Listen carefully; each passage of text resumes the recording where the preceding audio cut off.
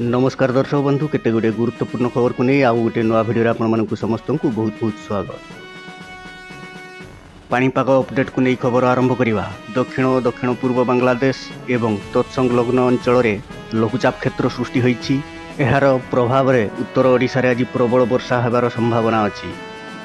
आज मयूरभंज जिला को रेड वार्निंग जारी करा जाईछि। सेहीपरि बालेश्वर भद्रक और केन्दुझर जिला को ऑरेंज वार्निंग जारी करा जाईछि।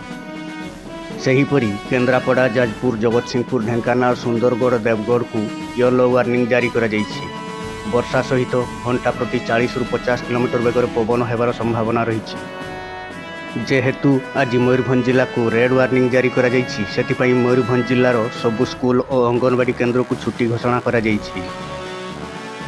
किछि दिन पूर्व दक्षिण ओडिशा रे लघुचाप जो मालकानगिरी कोरापुट रे प्रबल बन्या परिस्थिति सृष्टि होइतिला।